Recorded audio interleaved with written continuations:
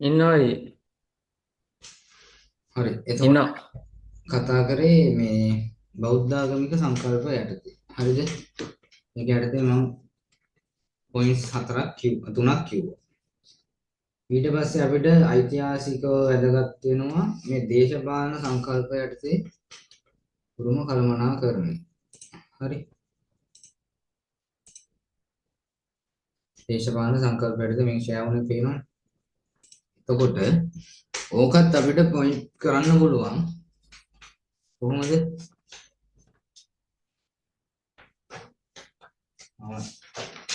ඔබලට ඉස්සෙල්ලා ඉන්නවා ලියලා එකක් තමයි රජවරුන්ගේ මේ දේශපාලනික සංකල්පයටදී පොඩ්ඩක් නේ හඳුල් වෙලී නැත්නම්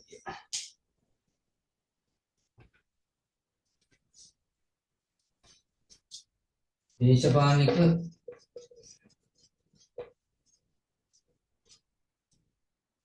දේශපාලනික සංකල්පයටදී ගත්තන් පස්සේ අපිට කියන්න පුළුවන් කොහොමද පළවෙනි එක රජවරුන්ගේ දෙවෙනි එක රාජ්‍ය නිලධාරී තුන්වෙනි එක මොකක්ද දෙන්නේ රාජකීය කාන්තාව හරිද මේ තුන යටතේ තමයි කියන්න පුළුවන් රජවරුන් රාජ්‍ය නිලධාරී ඊට පස්සේ රාජකීය කාන්තාව හරිද එතකොට මේකෙන් ආයෙ බෙදන්න පුළුවන් රජවරුන් යටතේ දේශපාලනික ධාරාව තුළ කොහොමද උරුම කළමනාකරණය වෙච්ච අවස්ථාව. හරි. ඒකෙදි පළවෙනි එක එහෙම බෙදන්න පුළුවන්. රජවරුන් විසින් තම රාජ්‍ය සසුනට පිදීම. දේශපාලනික සංකල්පයටදී උරුම කළමනාකරණය කිරීම ඒකේ ප්‍රධාන පොයින්ට් තුන තමයි රජවරුන් යටතේ රාජ්‍ය නිලධාරීන් යටතේ හරි රාජකීය නිලධාරීන්ගේ මැදිහත් වීමේ රාජකීය කාන්තාවන්ගේ මැදිහත් වීම මේ තුන්වලම උරුම කළමනාකරණය කරන්න ඓතිහාසික වශයෙන් දේශපාලනික ධාරාව යටතේ මැදිහත් වීම වෙලා තියෙනවා. ඒකෙන් රජවරුන් යටතේ ගත්තොත් එහෙම අපිට කොටස් කරන්න පුළුවන් රජවරුන් විසින් තම රාජ්‍ය සසුනට පිදීම. ඒ කියන්නේ රජවරුන් විසින් තම රාජ්‍ය සසුනට පුදලා ඒ ආශ්‍රයෙන් උරුම කළමනාකරණය කිරීමක් කරලා තියෙනවා. හරි. ඊට පස්සේ ගම්වර කෙත්වතු පිදීම තුලින් ඒ ලැබෙන ආදායමෙන් උරුම කළමනාකරණය කරලා තියෙනවා. රජවරුන් තම රාජ්‍ය සසුනට පුදලා තිනවා. ගම්වර කෙත්වතු පිදීම තුලින් ඒකෙන් ආදායමෙන් ඒගොල්ලෝ මේ කටයුතු කරලා තියෙනවා උරුම කළමනාකරණය කරා. ඊට පස්සේ තුන්වෙනි එක තමයි විවිධ උත්සව. විවිධ උත්සව සිදු කිරීම තුළින් පෞරාණික උරුමය සාමාන්‍ය ජනතාව කෙරේ ජනතාවගේ ප්‍රසාදය ඇති කිරීමට කටයුතු කරලා තියෙනවා. මේකත් මේ උරුමය විවිධ උත්සව කියන්නේ උරුමය තමයි සංස්කෘතික උරුමය. එතකොට ඒ කාලේ රජවරුන් විසින් උත්සව කරලා ඒ තුලින් ඒ උත්සව ආශ්‍රයෙන් සාමාන්‍ය ජනතාවගේ ප්‍රසාදය ඇති කරලා ඒ උරුමය කෙරේ සාමාන්‍ය ජනතාවට ඇල්මක් ඇති කරලා තියෙනවා. හරි දේශපාලනික ධාරාව. එතකොට අපිට දේශපාලනික ධාරාව තුළ ওই තුන තමයි කතා කරන්න තියෙන්නේ. ඕකෙට තියෙන කරුණු අපි දැන් කතා කරන්න ඕනේ. මොකද්ද? රජවරුන් යටතේ. රජවරුන් යටතේ ආවොත් අපිට පළවෙනි පාර්ශ්වයේ රජවරු. හරි. ඒකේ පළවෙනි එක තමයි රජවරුන්ගේ මැදිහත් වීම. බෞද්ධ සංස්කෘතික උරුමය ආරක්ෂා කිරීමට රාජ්‍ය පාලකයන්ගේ අනිවාර්ය අංගයක්. ඒතකොට බෞද්ධ සංස්කෘතික උරුමය ආරක්ෂා කරන එක රාජ්‍ය පාලකයන්ගේ පළවෙනි මම මේ ෂෝට් එක කියවන්නේ හරි මේක තමයි නෝට් එක මම එක දාන්න. පළවෙනි කාර්යය වේ. ප්‍රධාන කාර්යය බුදුදහම නගා සිටුවීමට නිසි හරසර දැක්වීම. බුදුදහම නගා සිටවන්නේ ඊට නිසි හරසර දක්වන්න මහා සංඝරත්නය වෙත විහාරාරාම කරවා දීම, ගම්වර පුදා සුරක්ෂිතභාවය තහවුරු කිරීම ඔහුගේ යුතුයකම් වෙලා තියෙනවා. කාගේද? රජු. විස්තුපූර දුංගන සියවසේ දේවානම්පිස්ස රජු ශ්‍රී මහා බෝධිය වැඩම කළ නැවෙහි කුඹගස පල්පත කිනිපාතයේ විශේෂ මන්දිර තුනක තැන්පත් කර ප්‍රදර්ශනය කිරීමෙන්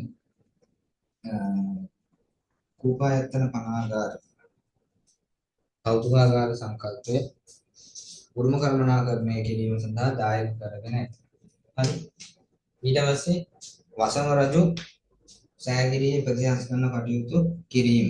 ලංකා පුරා තිබූ ජරාජීර්ණ වූ භික්ෂු ආරාමවල ප්‍රතිසංස්කරණය කිරීම වසම රජු. විහාරාරාම තුල දිනාපත් වූ තැන් පිරිසකර කිරීම වංශත්ත ප්‍රකාශනීයේ සඳහන් කරලා තියෙනවා. මේ දැන් ඔය තොරතුරු තමයි කියන්නේ. හරි. රාජ්‍ය මැදිහත් වීම. මහාසේන රජු අබේගිරියට පක්ෂපාතී වූ වාසීම මහා විහාරයේද නවකම් කටයුතු සිදු කරමින් සුරක්ෂිතභාවය දාරු කරලා තියෙනවා. මහාසේන රජු අබේගිරියට පක්ෂපාතීව වැඩ කරා. ඒත් එක්කම අනිත් අබේගිරියයි අනිත් විහාරෙ මොකද්ද? ඈ?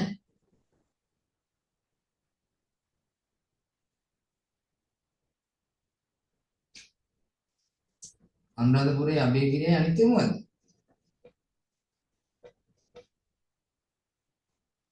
මහා විහාරය. මොකෝ ඔය කට්ටිය ඔක දන්නේ නැත්තේ?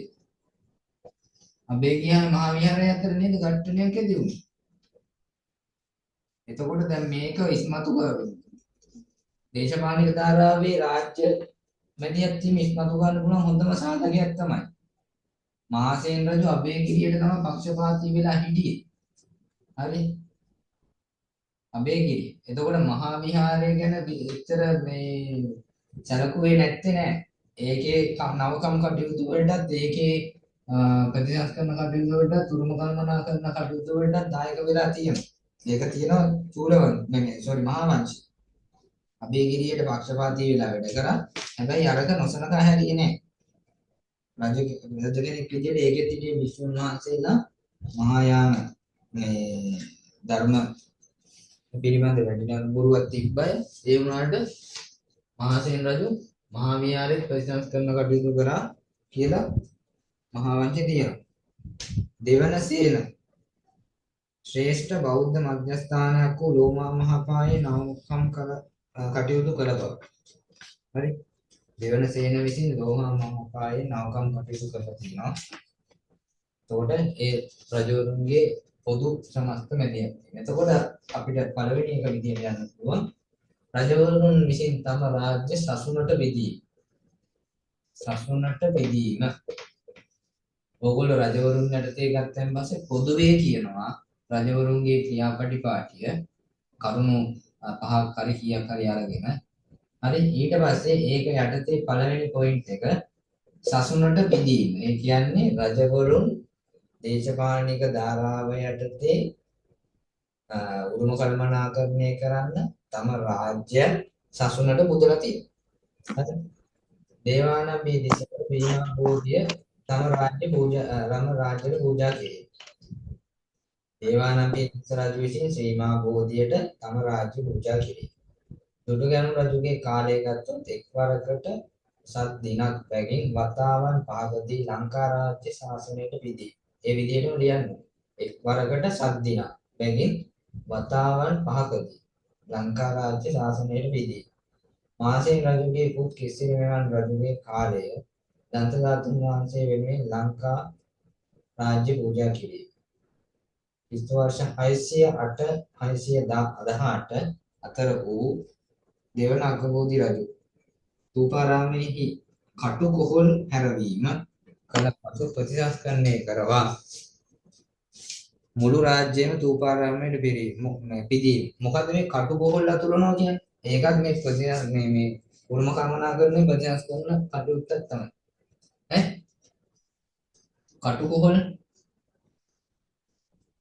කටුකොහල් හැරවීම. මොකද්ද කටුකොහල් හරවනවා කියන්නේ? දැන් ඔය වචනේ දැනගෙන ඉන්න බැලියන්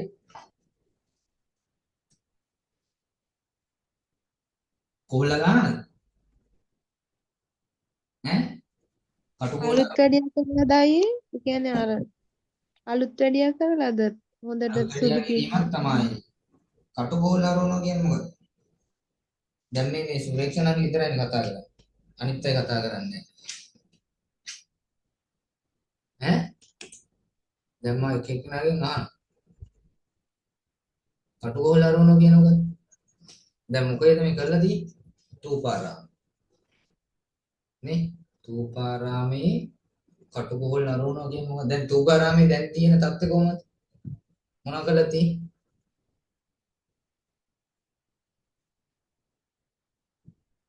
දැන් ඔය උචාන්ස කියලා දුන්නේ නැහැ. තූපාරාමේ දැන් තියෙන හැඩය මොකද්ද? බුබුලාකාර කලින් තිබ්බේ කොහමද? ධාන්‍යාකාර ආ බුබුලාකාර දැන් තියෙන්නේ සුදු සුදු ප්ලාස්ටර් කරලානේ තියෙන්නේ. ඔව් ඒ සුදු පිරියම් කරන පිරියම් කරලානේ තියෙන්නේ ප්ලාස්ටරයක් කරලා තියෙන්නේ රුවන්වැලිසෑය වගේ තූපාරාමෙත් කරලා තියෙන්නේ. කලින් තිබ්බේ ධාන්‍යාකාර දැන් තියෙන්නේ බුබුලාකාර. ධාන්‍යාකාර තියෙනකොට මේක සුදු පිරියම් කරලා තිබ්බේ නැහැ.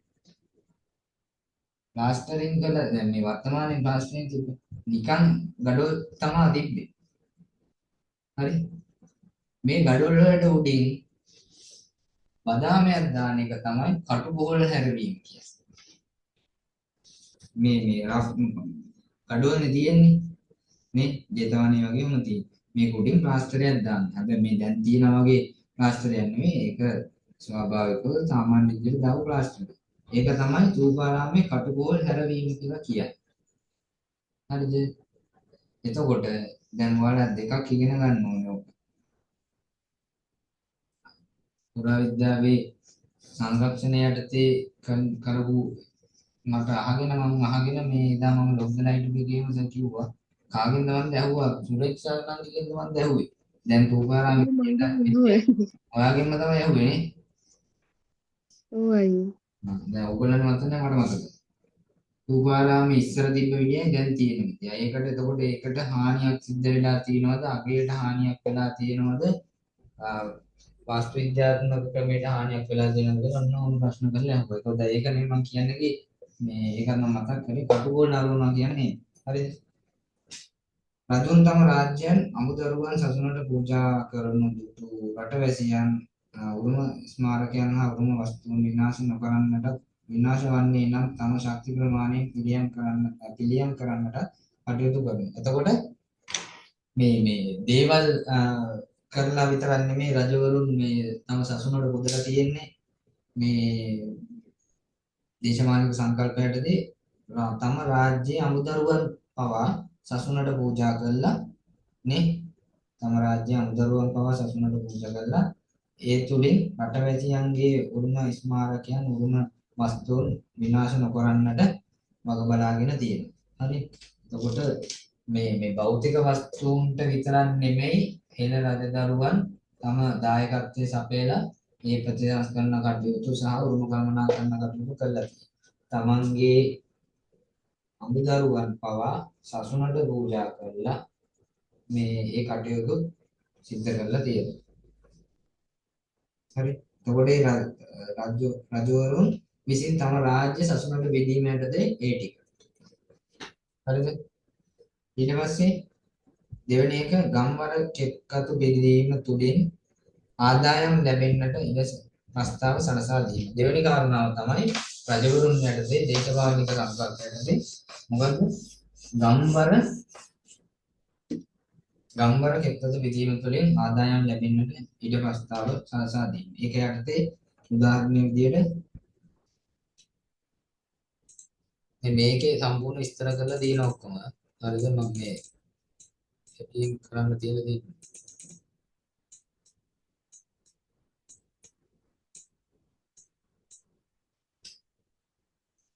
ආමණ්ඩගාමිනී අබේරජු පෞද්ගලික අයිතිය පැවති ජාලික කෙත විහාර නඩත්තුව සඳහා පූජා කිරීම.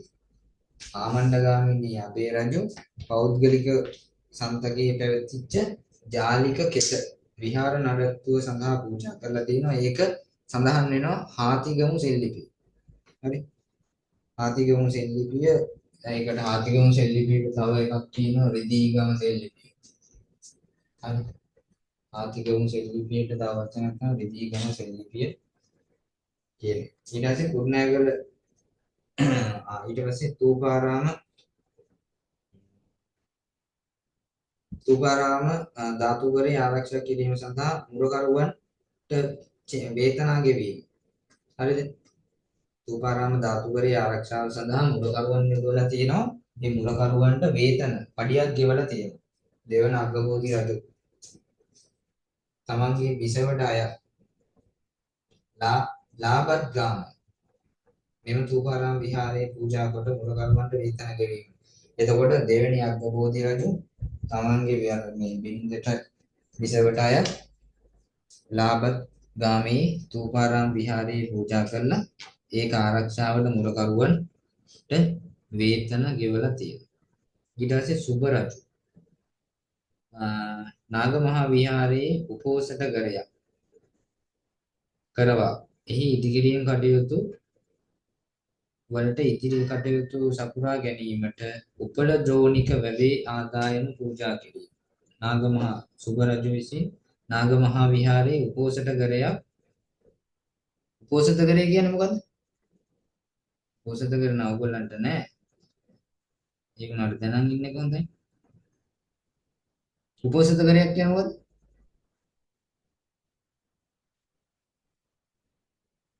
හ්ම්?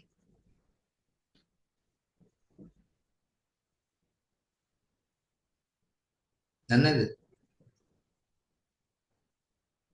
උපෝසත ගරයක් කියන්නේ විසුණු වහන්සේලාගේ පොය කර්ම විනය මේ දේවල් කරන වාස්තු විද්‍යාත්මක ලක්ෂණ ඇතුළත් ගොඩනැගිලි. හරි. උපෝසත කරයක් කළා ඒකේ ඉදිරි කටයුතු සිදු කරගෙන යාමට උපලද්‍රෝණික කියන වෙබේ ආදායම ඒ කියන්නේ බද්ද හරි ජල බද්ද මේ දක බක දක ජල බද්දට කිව්වේ මුජකපති කියලා කිව්වා නේ ඒවත් කියන්න ඕනේ මම මතක කෙලින්ද කියන්නේ දක බක දකපති මුජකපති කියලා ජල බද්දට කිව්වනේ අන්න ඒ උපලද්‍රෝණික වෙබේ ජල බද්දේ ආදායම පූජා කරලා තියෙනවා හරිද ගම්වර ගෙත්වතු විදීම කියන එක. ඊට තව එකක් කිව්වොත් ඔන්න ඔය වගේ ඔයාලා පොඩක් හදාගත්තා නම් හරියෝ. භික්ෂූන් විශේෂ ප්‍රථම පෞද්ගලික පිදීම වූ අභයගිරි විහාරයේ. හරිද බලගම්බා රජු විසින් කුමන හෝ කොටසක් විනාශ මුඛයට පත්වන්නේ නම් ආදායම් ලෙස ප්‍රාප්ති වැටුප් ලැබෙන්නට සැලැස්වීම. එතකොට භික්ෂූන් විශේෂ ප්‍රථම පෞද්ගලික පිදීම වූ අභයගිරි විහාරයේ කුමන කොටසක් හෝ විනාශ මුඛයට පත්වන්නේ නම් ඒ කොටස ප්‍රතිසංස්කරණය කිරීමට ප්‍රාප්ති වැටුප් ගෙවලා තියෙනවා බලගම්බා රජු විසින්. හරිද?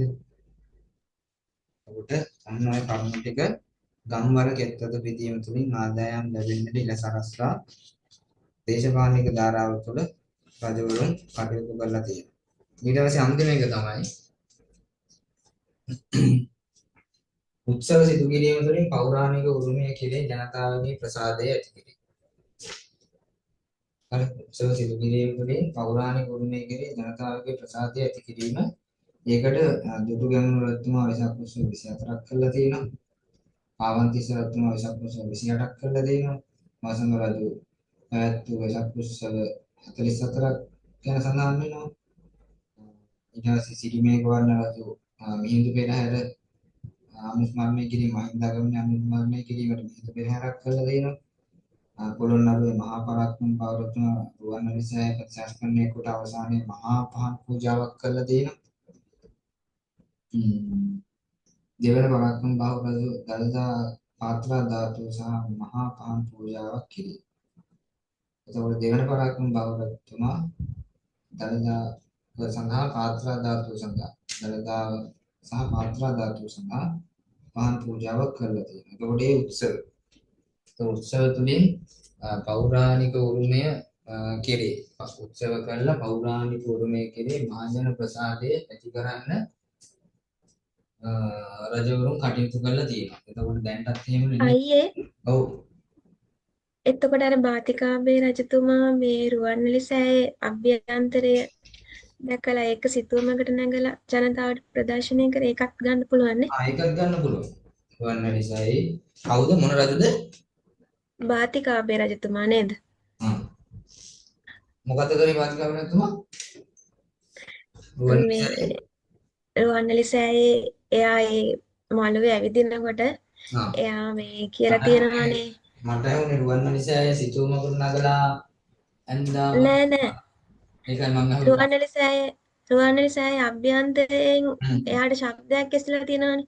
ඒක එයාට දකින්න සැලැස්සුවේ නැත්තම් එතන මේ උපවාසයක් කරනවා කියලා තිබ්බනේ. ඊට පස්සේ දෙවිවරු එයාව ඇතුළට එක්කරන් ගිහිල්ලා අභ්‍යන්තරේ පෙන්නලා තියෙනවානේ මේ විදිහට තියෙන්නේ කියලා. ඊට පස්සේ ඒ රජතුමා ඒක ජනතාවට දැක බලා ගන්න සිතුවමකට නගලා තියෙනවා. ඒක. හරි.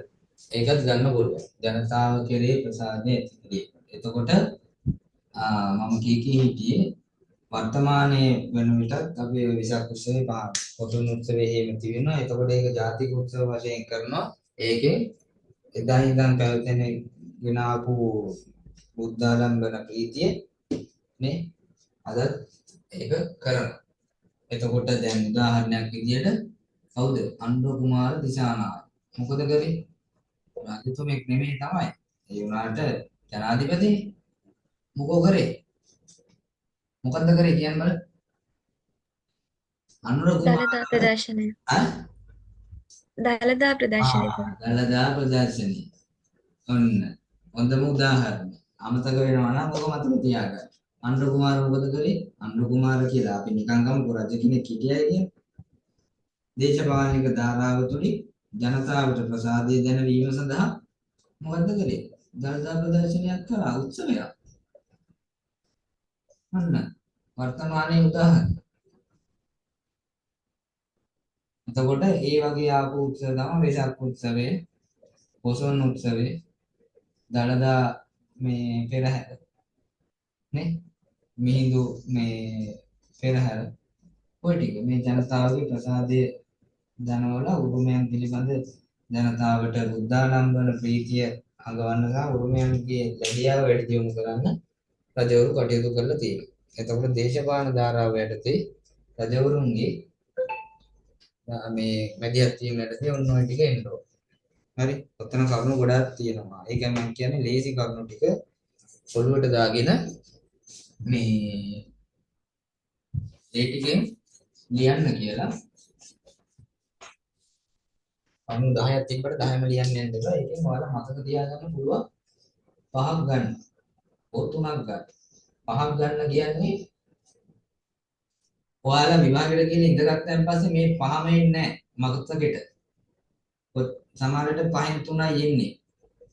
දෙකක් හැලෙනවා. ඒක අනිවාර්යෙන් වෙනවා. මොනෙක් කෙනෙක්. හරිද?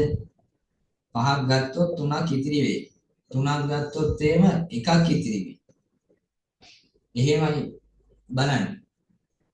හරි. ඒකින්ද තමයි හැමදෙස්සම වැඩි යුද්ධයට යනකොට මේ මොකෝ එක බුලට් එකක් කරා යන්නේ නැහැ. එකයි මරන්න පුළුවන් ඒතකොට. නේ?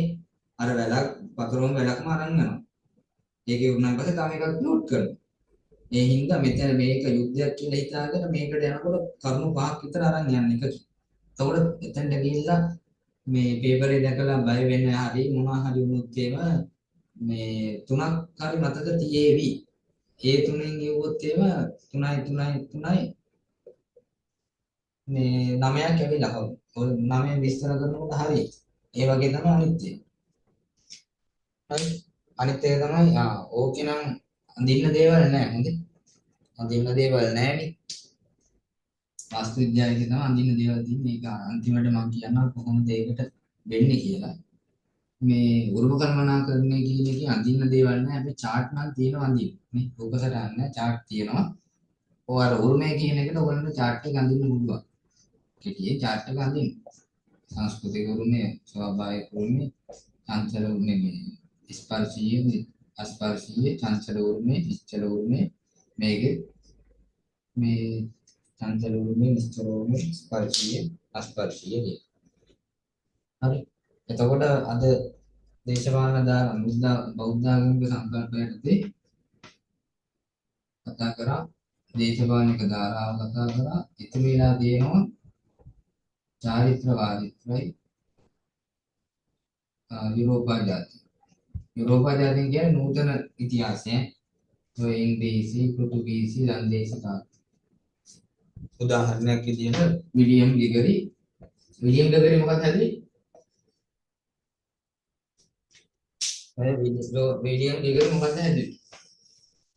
යුරෝපා ජාතීන් යටතේ කෞතුකාගාර. කෞතුකාගාර. කෞතුකාගාර. මේ නැෂනල් මියුසියම් එකේ ඉස්සර අර අතක් උස්සගෙන පිට්ටනියේ ඉන්න විලියම් ග්‍රෙගරි තමයි. අන්න ඒ වගේ එකක් තමයි. ඒතකොට කෞතුකාගාර කරන යටතේ ගන්න පුළුවන්. ප්‍රතිසංස්කරණ යටතේ එහෙම නැත්නම් උරුම කළමනාකරණ යටතේ මෙන්න මේ යුරෝපා ජාතීන් යටතේ විලියම් ග්‍රෙගරිගේ මේ එක. ඊට පස්සේ උඩරට ගිවිසුමේ දීලා තිනවා බුදුදහමහා බුදුදහමට සම්බන්ධ වෙන තියෙන සංස්කෘතික උරුමය ආරක්ෂා කිරීමට අපකට වී කටයුතු කරනවා. අන්න ඒකට යුරෝපා ජාතීන් යටතේ. ඒතකොට එතන කරුණු දෙකක් තියෙනවා. තව කරුණු තුනක් ආසන්න වශයෙන් මතක තියාගත්තා නම් හරි. මේ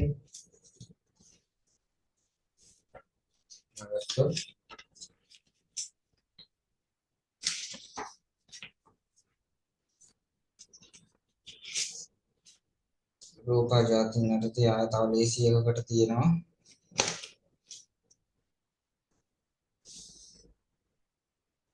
එක්දාසටසේ 71 හර්කියුලස් රොබින්සන් මම ඉස්සෙල්ලා කිව්වා ආණ්ඩුකාරවරුන්ගේ උපදෙස් මත ලෝටස් විසින් රටරට ප්‍රදේශීය පුරාවිද්‍යාත්මක උරුමය ඡායාරූප ගැනීම. ඒකත් යුරෝපා ජාතීන් යටතේ උරුම කළමනාකරණය කරපු අවස්ථාව. බරෝස් විසින් අනුරාධපුර පොළොන්නරු ප්‍රදේශ පාලක කර ගැනීමෙන් ගවේෂණ ගැනීම සංරක්ෂණ කටයුතු සහ පුරාවිද්‍යාවට නව ප්‍රවේශයක් අන්න ඒක එහෙම මතක තිබෙනවන්නේ. අග්ගල මතක තියෙනවා. මොකද්ද? බරෝස් විතරයි මතක තියාගන්න ඕනේ. මොකද්ද කළා තියෙන්නේ? පොළොන්නරුවේ අනුරාධපුරයි පොළොන්නරුවේ ප්‍රදේශ දෙක පාදක කරගෙන මොකද කළා තියෙන්නේ? ගවේෂණය කළා, කැණීම් කළා, සංරක්ෂණය කළා, පුරාවිද්‍යාවට නව මේ ප්‍රවේශයක් ලබා දීලා තියෙනවා. බරෝස් විසින් අනුරාධපුරයේ පොළොන්නරුවේ ගවේෂණය කළා මේවා කොහොමද මතකයිනේ? ගවේෂණය, කැණීම්, සංරක්ෂණ කළා, පුරාවිද්‍යාවට නව ප්‍රවේශයක් ලබා දීලා තියෙනවා. යුරෝපා ජාති. හරි. එතකොට කෞතුකාගාරයේ හැදුව විලියම් ග්‍රෙගරි නේ ඊට පස්සේ උඩරට කිවිසුමෙන් බුද්ධ ආගම ආරක්ෂා කිරීම හා බුද්ධ ආගම අවශ්‍ය ආරක්ෂා කරන්න නායකත්ව විධායක වෙනවා කියලා දාලා තියෙනවා. තුන්වෙනි එක බරෝස් විසින් අනුරාධපුර පොළොන්නරු ප්‍රදේශයන් වල ගවේෂණ කැණීම් සංරක්ෂණ කරලා පුරාවිද්‍යාවට නව මුහුණුවරක් දීලා තියෙනවා. හතරවෙනි එක විදියට ඕන නැත්නම් ලේසි කරුණක් කියන්න.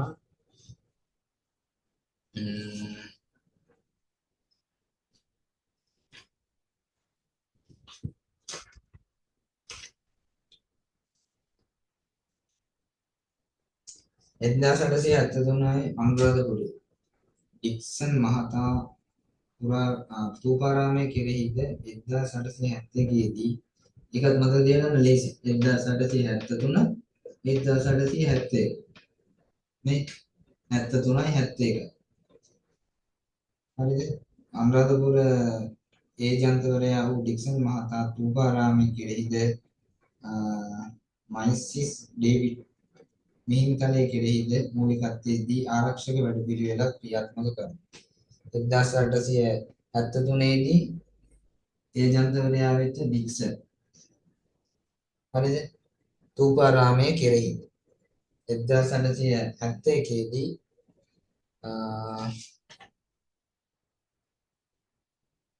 මයිසිස් ඩේවිඩ්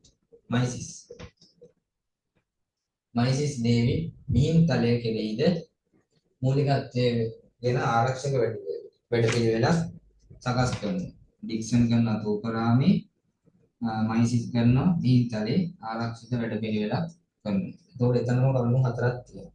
ඔන්න ඔයගේ තව එකක් ගන්න. ඊට පස්සේ මොකයිද සාරධර්ම හා චාරිත්‍ර වාරිත්‍ර යටතේ ගන්න පුළුවන්. දේශයකට ගන්න පුළුවන් දෙවෙනි අවුරුද්දේ ඉගෙන ගත්ත මොකද බදුල්ල ඕපිලිගම වෙළඳ නගරය පිළිබඳ ටැම්ලිපියේ වැරදි සහගත දෑ සිදු කරන උන්ට දඩ මුදල් හා විහාරාරාම වලට ලැබීමට සැලැස්විය. එතකොට ඔයාලා දන්නවා ඕපිලිගම බදුල්ල ටැම්ලිපියේ වෙළඳ මේ ස්ථානයක විවිධ ආකාරයෙන් කෝට වෙළඳාම් වුණා. ඒ ගැන මයයන් කරන විහාරයේ වන්දනා කරන්න ආපු රජුට මේ සැලකනවා එතන සාමාන්‍ය ජනතාව. ඒ හින්දා රජතුමා මොකද කරන්නේ? ඒෙන් ලබාගත් ඔක්කොම සියලුම බදු ටික දෙනවා. දඩ මුදල් ඔක්කොම විහාරස්ථාන වලට ලැබීමට සලස්වනවා. ඒක ආත්ම එකක්ද? ඒක ගන්න පුළුවන් අපිට සාරධර්ම චාරිත්‍ර වාරිත්‍රයට. හරි බෞද්ධ කුර්ම කළමනාකරණය කිරීමේ සාරධර්ම හා චාරිත්‍ර වාරිත්‍රයට ගන්න පුළුවන්. ඊට පස්සේ එළාර රජුගේ මේ රතේ නේ අර මේ රතේ නාභිය වැඩි ස්තූපයේ කොටසක් කැඩී ගිය පස්සේ ඒකට කනස්සල්ලට පත් වෙලා එළාර රතුනා වෙලා ඒ රතෙන් බැහැලා ඇවිල්ලා එම රතේ චක්‍රේ මාගේ හිස මේ මොකද්ද මේ වුණා කියලා රතේට මේ නාභියේ කොටස කැඩලා ගියා කියලා ඒක ප්‍රතිසංස්කරණය කරනවා. හරි ඊට පස්සේ ආය ගන්න පුළුවන් ඒක දේශ එකක් විදිහට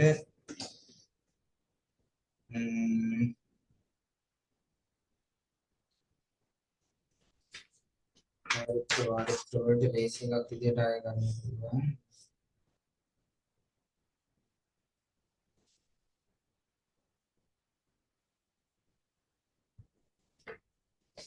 ලොකු එකක් තියෙනවා දිග වැඩි බල්ලන් කප්ටන් වෙන එක. කෙතු වර්ෂ 601 611 කාලේ රජු බවට පත් වූ සිටි අතබෝධ රජු. ඒ වගේට ජරා ජීර්ණ වී පැවති සංස්කෘතික ගෞරවයන් ප්‍රතිස්ථාපනයේ කාලෙහි දායක වූ වාසය. රාත්‍රියක දුටු භයානක සීනයක් හේතුවෙන් පසු දින වූ කැඩී බිඳී ගිය විහාර කොටස ප්‍රතිස්ථාපනය කරනවා. ජරා ජීර්ණ වෙලා තිබෙන සංස්කෘතික ගෞරවයන් ප්‍රතිස්ථාපන කරන කාලෙහි මේ දායක නොවුණු හින්දා මොකක්ද වෙලා තියෙන්නේ? අග්ගබෝධි රජතුමා මේ හීනෙන් දැකලා තියෙනවා මේ හීනයක්. ඒකට හේතු වෙලා තියෙන්නේ එයා කිසිම මේ ජරා ජීර්ණ වෙච්ච විහාරාරාමයක් කිසිම දෙයක් ප්‍රතිසංස්කරණය කරලා නැහැ. ඒ හින්දා එයා හීනයක් දැකලා තියෙනවා. ඒකින් බය වෙලා එයා මොකද කරලා තියෙන්නේ? ඊට පහුවදින කැඩී බිඳී ගිය විහාරාරාම කොටස් සියල්ලම ප්‍රතිසංස්කරණය කරලා තියෙනවා කියලා මහා වංශය තියෙනවා. අන්න ඒ වගේ ඒවා මතක තියාගන්න පුළුවන්. ඔය ටික බලලා ඔයගොල්ලන් පොයින්ට් වයිස් හදාගන්න. බෞද්ධාගමෙන් එච්චරයි. දේශපාලනෙන් මෙච්චරයි. ඊට පස්සේ සාරධර්ම වලින් මේ ටික. ඊට පස්සේ යුරෝපා ජාතීන්ගෙන් මෙච්චර. එහෙනම් ඒ ටික ඊට පස්සේ විස්තර කරලා ලියන්න තියෙනවා. හරි. මොකක්ද තියෙන ප්‍රශ්නේ? මම ඉක්මනට ගියේ මේ ප්‍රශ්නයක් ඉන්න මම හොඳ ලොකුවටම මේ උරුමය කියන්නේ මොකක්ද කියලා කිව්වා. ඒක බලා ගන්න මම කලින් දාපු නැති නෝට් එකක් ඒක. මේක දාන්න මම ගෲප් එකට. මොකක්ද තියෙන ප්‍රශ්නේ?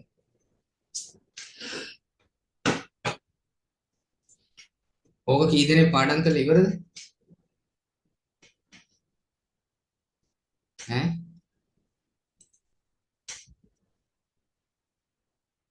බෞද්ධ ආගමික සංකල්ප කී දෙනෙක් පාඩම් කරලා ඉවරද? නැත්නම් ඔය ඓතිහාසික සංකල්ප. ඕකෙන් එනවා ඇයි ප්‍රශ්නයක් එනවා අනිවාර්යෙන්. අර අනුමාන කියලා highlight කරලා තියෙන එකම සමහර විට අනිත් පැත්තට කැරකිලා ඉන්නත් පුළුවන්. දැන් වෙලා තිබ්බනේ අර දැන් දෙවෙනි අවුරුද්දේ දීපු ටික ඒ පේපරේම තමයි. එවිලා. එහෙනම් ඔකත් එන්න පුළුවන්. මොනවද තියෙන ප්‍රශ්න?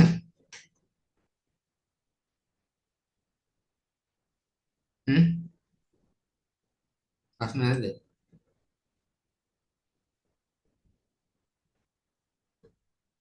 සෙව්මිනි කියන්නේ කවුද? දිල්කිද? ඇහෙන්නේ නැද්ද මාව? දැන් 11ට මම දාලා තිබ්බේ 11:08ට ඉවර කරා. 11:15 වෙනකන් තියෙන මොකක් හරි ප්‍රශ්නයක් තියෙනවද? කතා කරන්නෙත් නැහැ නේද? දැන් මාව දන්නේ අයියේ හා කියන්න. අයියේ මේ දැන් රාජ්‍ය දේශපාලන ධාරාව තුළ කතා කරනකොට මේ රජවරු ගැන විතරද ලියනවතොට රාජකීය නිලධාරීන්ගේ මැදිහත් වීමයි රාජකීය කාන්තාවන්ගේ මැදිහත් වීමයි පුළුවන්. ඒක ප්‍රශ්නයක් කරුණ නැහැ. ලියන්න හොඳයි. ඒක ප්‍රශ්නයක් නැහැ. ඒක ලියන්න පුළුවන්. මම මේක මෙතන ගත්තේ නැහැ. කාලෙ මදි වෙන්නේ හින්දා. හරිද? ඒ පාර්ශවකරුවන් තුනම ලියන්න පුළුවන්. රාජ්‍ය නිලධාරීන් කොහොමද කටයුතු කරලා තියෙන්නේ? රජවරුන් කොහොමද කියන්නේ? රජවරුන් යටතේ අර කරුණු තුන යටතේ ගම්වර පූජා කිරීම, සසුනට පූජා කිරීම, විවිධ උත්සව මගින් ජනතාවගේ උරුමය ස්ථාපනය කරන්න කොහොමද කටයුතු කරලා තියෙන්නේ කියලා කියන්න පුළුවන් රජවරුන්ට. ඊට පස්සේ රාජ්‍ය නිලධාරීන් යටතේ තියෙන දේවල් කියන්න පුළුවන්. ඊට පස්සේ මේ රාජකීය කාන්තාවන් යටතේ කියන්න පුළුවන්. ප්‍රශ්නයක් නැහැ. ඔය ඔක්කොම කියන්න පුළුවන් නම් හොඳයි. වෙලාව මැනේජ් කරගෙන කියන්න. අනිත් එක තමයි හොඳ වෙලාවට එක මතක් වුණේ. ගිය පාරත් මම ඔක කියන්නේ නැති. ඔයාලා දැන් ඔය පේපර් එක තියෙන්නේ පැය කීයද? පැය 3යි. ප්‍රශ්න 5ක් ලියන්න ඕනේ. පළවෙනි කොටස උරුම කළමනාකරණය. දෙවෙනි එක ස්මාරක සංරක්ෂණ. හරි. ගිය පාර මට මතක විදිහට මේක කොටස් දෙකකට බෙදලා තිබ්බේ නැහැ. හරි. පේපරේ පළවෙනි කොටස දෙවෙනි කොටස කියලා බෙදලා තිබ්බේ නැහැ. කලවමේ තිබ්බේ. මට මතක විදිහට. එහෙමනේ තිබිලා තියෙන තිවරයක් තියෙනවද? කොටස් දෙකකට බෙදලා නැහැ නේ? හා? මොන අවුරුද්දකදයි? මම ලියපු එක 24 එකේ. බෙදලා තියෙනවා අයියේ ආ කොටස කියලා. හරි හරි. ඒ කියන්නේ ආ කියලාද බෙදලා තියෙන්නේ? ඔව් අයියේ. හරි. එතකොට එහෙම බෙදලා තිබ්බට මට චුට්ටක් බලලා කියන්නකෝ. ආ කොටසේ උරුම කර්මනාකරණයේ ප්‍රශ්න තියෙනව නේද?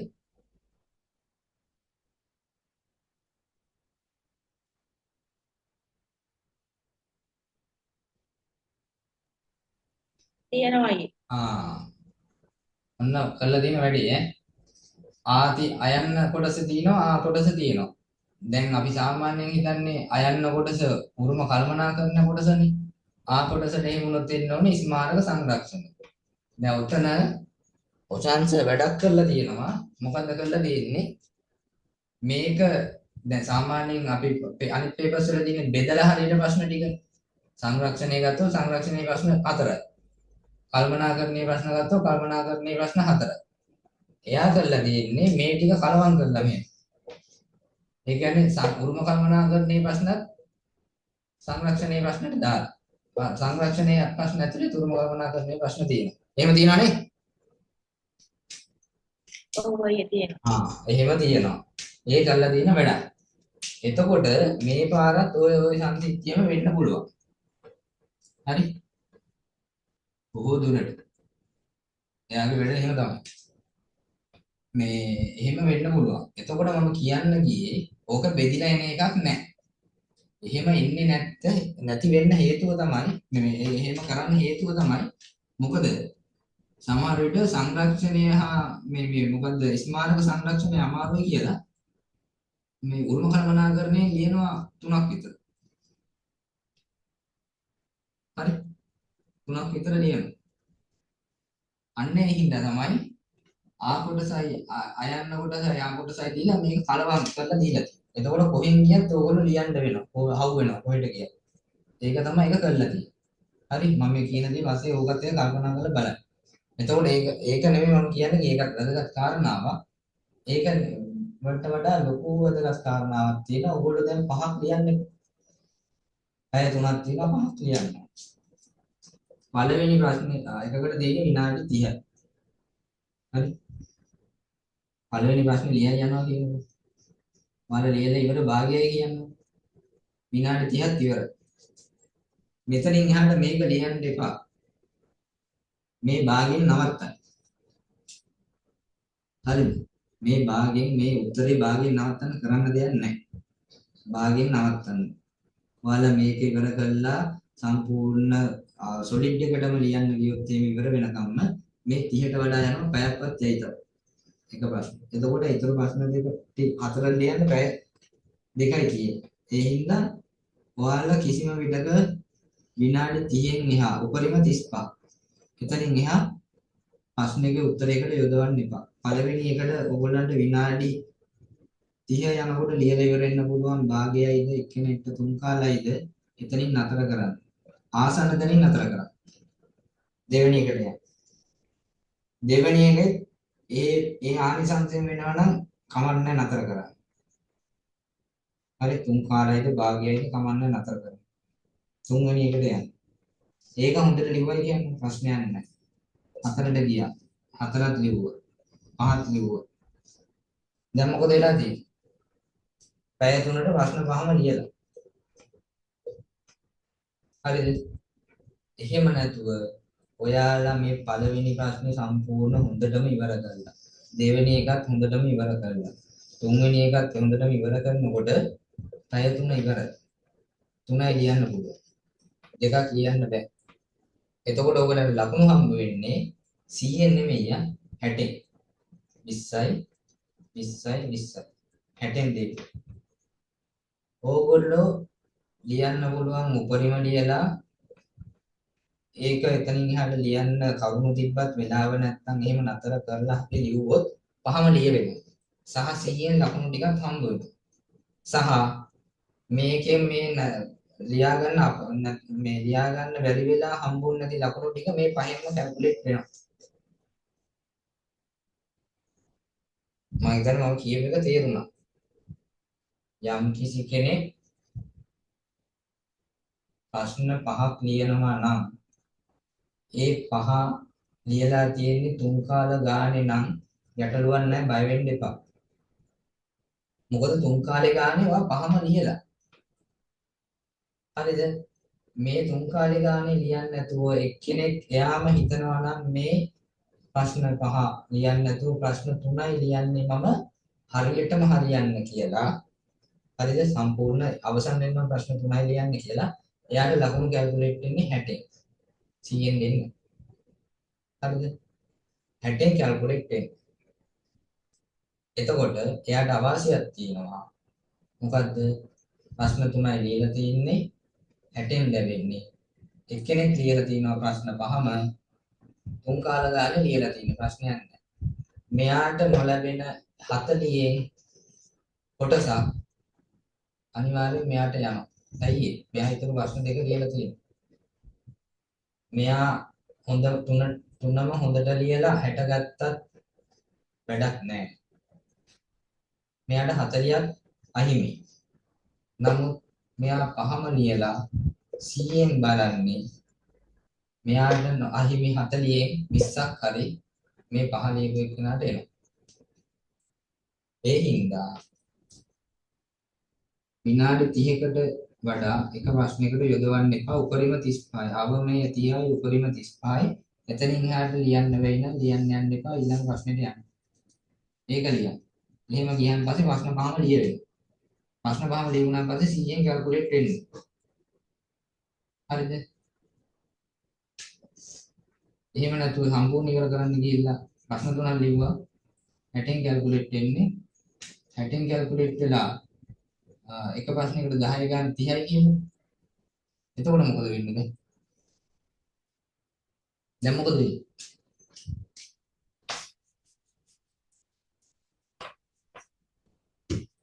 ප්‍රශ්න තුනක් ලියලා තියෙනවා. 60න් දෙන්නේ එක ප්‍රශ්නයක ලකුණු 10යි 10යි 10යි. එතනින් එහාට දෙන්න බෑ. ඔන්න ලකුණු 30ක් වෙනවා. 30 කියන්නේ කීයද? 100ද? නෑනේ. 45 නේ 100. C minusද? C minus. කියමු. C minus. එක්කෙනෙක් 5ක් ලියලා තියෙනවා. 100න් දෙන්නේ 10යි 10යි 10යි 10යි 10යි. එකකට ලකුණු 10 ගානේ ඇවිල්ලා තියෙනවා. 50ක් තියෙනවා. C ප්‍රශ්නේ දැන් තේරෙනවද මේක C minus උත් නෙමෙයි 30 කියන්නේ කීයද? මොකද්ද ක්‍රෙඩිට් එක?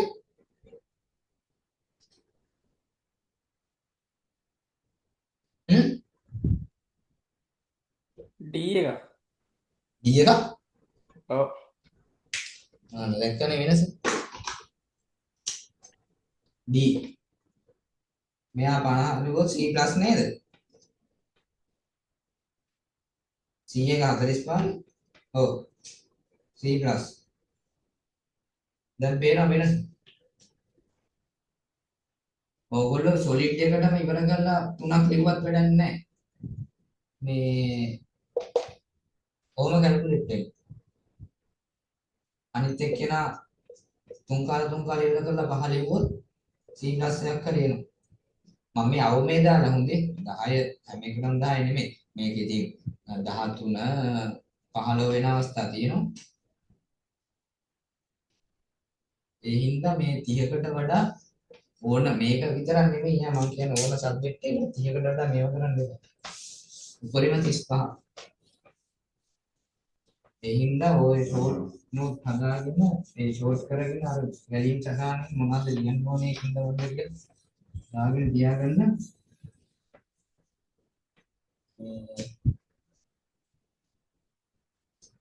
නැත්තම් අපරාධ. C එකක් C නෙමෙයි B එකක් යන්න පුළුවන් එක්කෙනා C plus යයි. C plus යන එක්කෙනා D යයි. අපරාධේ A යන්න පුළුවන් එක්කෙනා B යයි. ඒ හින්දා ප්‍රශ්න වහම ලියන්න.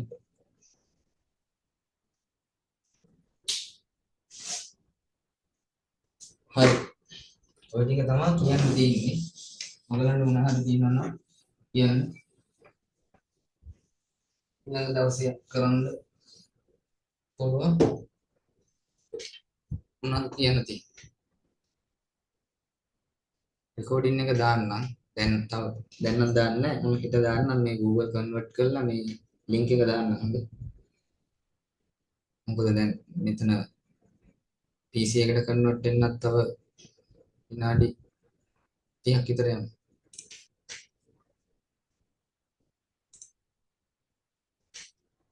හරි. මොනවද තියෙන්නේ? ගැටලුවක් නැද්ද? අයියා රජවරුන්ගේ මැදිහත් වීම කිව්වම මේ උත්සව කාමර පිටේ මේ ඔක්කොම දානවා. අවුන රජවරුන්ගේ මැදිහත් වීම කිව්වම උත්සව කාමර පිටීම ඒ ටික ඔක්කොම දානවා. ඔව් රජවරුන්ගේ මැදිහත් වීම කිව්වම ඒක තමයි මම කිව්වේ රජවරුන්ගේ මැදිහත් වීම ප්‍රධාන පොයින්ට් තුනක් යටතේ විග්‍රහ කරන්න පුළුවන්. එකක් තමයි තම රාජ්‍ය සසුනට පූජා කිරීම යටතේ මොනවාද? ඊට පස්සේ ගම්වර කෙත්වතු පිදීම තුළින් කොයි විදියටද කරලා තියෙන්නේ? ඊට පස්සේ උත්සව කිරීම තුළින් පෞරාණික උරුමය කෙරේ ජනතාවගේ ප්‍රසාදය ඇති කරලා තියෙන්නේ කොහොමද? අන්නේ මේන් පොයින්ට් තුන. ඒ පොයින්ට් තුන යටතේ තමයි විස්තර කරන්නේ. බෞද්ධ ආගමික සංකල්පයටදී බුදුන් වහන්සේ කොහොමද කියලා තියෙන්නේ? ඊට පස්සේ භික්ෂුන් වහන්සේලා කොහොමද කරලා තියෙන්නේ? ඊට පස්සේ සාහිත්‍යමය මූලාශ්‍රවල කොහොමද බෞද්ධ ආගමික සංකල්පය යටතේ තියෙන්නේ? අන්න ඒක තමයි. ඒක යටතේ තියෙන කරුණු.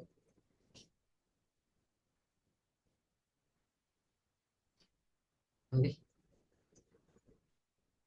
ඕක මාඩම් කරගන්න උටෙන් ප්‍රශ්නයක් එනවා සහ මේ දේවල් ඒ විදිහට ලියන්න ඔය වචනේ සෙට් එක ඒවා උරුමයේ කියනකොට ඒ වචන ටික ඒ විදිහටම ලියන්න පුළුවන් නම් ප්‍රශ්නයක් නැහැ. මම දන්නේ එකම දෙයයි.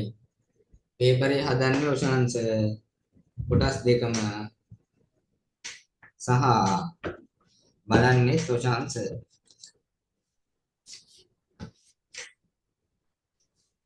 හරි. ආම්දුරුව නම් අරෙන් බැලුවා මෙහෙන් බැලුවා දුන්නා ප්‍රශ්නයක් නැහැ. ආම්දුරන්ට වඩා ගොඩක් වෙනස් සර්. හොඳේ. ඒක මම දන්නවා. සර් ගැන ඉතින් මට අමුතුවෙන් කියන්න ඕනේ නැහැ. මම දන්නේ ඉතරයි ඔන්න මම කිව්වා හදන්නේ සර් බලන්නේ සර්. අදුවෙන් පස්සේ නිරීක්ෂණය කරන්න ආම්දුරන්ට දෙන එක වෙනම කතාවක්. හැබැයි හදන්නේ යා. ඒක ඔළුවේ තියාගෙන ලේසි නෑ. ඒක මම දන්නවා. අපේකට උත්තර ලියන්න පුළුවන්ද කියලා බලන්නකො.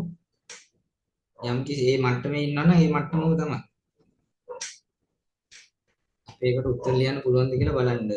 කවුරු හරි කෙනෙක් යම් මට්ටමක ඉන්නවනම් වෙනසක් නැහැ. ඕගොල්ලෝගේ පේපරේ ඒක වුණත් මේ මට්ටමේම තමයි. ඒක අපේ එක තමයි. අමාරු නැත්නේ.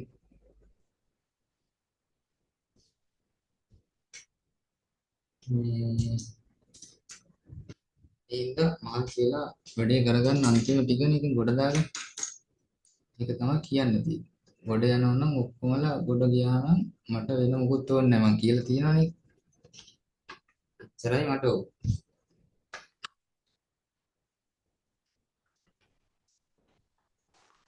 කට්ටිය ගොඩ යන්න ඕන. හරි. මොනවද තියෙන්නේ? රශිනී ඉන්න මොනවද තියෙන්නේ ප්‍රශ්න?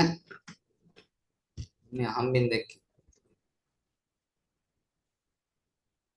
නිදිද? රශිනී? එක්කෝ මේ කරේ.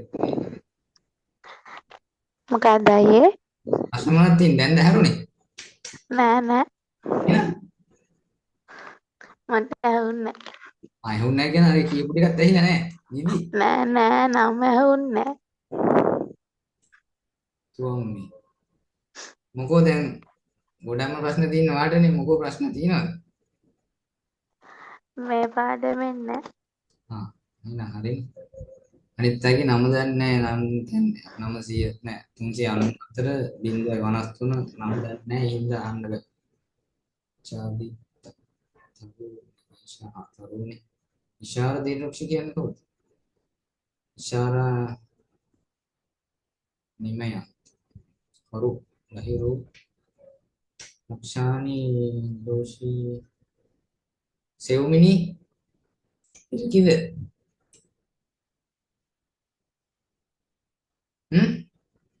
සෙව්මිනි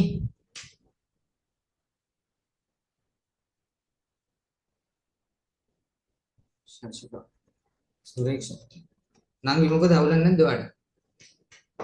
සුරේක්ෂා නෑ අයියේ තේරුණා පාඩම හොඳට. thank you අයියේ. හරි එහෙනම් ලහිරු මල්ලි මොකද ගහන්නේ? ඉවර කරමුනේ. ඕනේ ඉවර කරමු. අවුල නැහැ කවර් කරන්න තියෙන ටික කවර් කරා. මම ওই ටික ඔක්කොම දාන්නම්. මං කලින් දාලා තියෙන දෙකක් මේ තියෙන්නේ. දාලා නැත්තේ අර ඊයේ හදපු එක විතරයි. ඒක ඔයාලා වෙනුවෙන්මයි හැදුවේ. උරුමය කියන්නේ මොකද්ද කියන එක. ඒක මම දාන්නම්. මේ රෙකෝඩින් එක අද දාන්න බෑ හෙට වගේ දාන්න. මේ ටික තමයි. මේ දරුණන්ගේ ඉවර කරමුද එහෙනම්?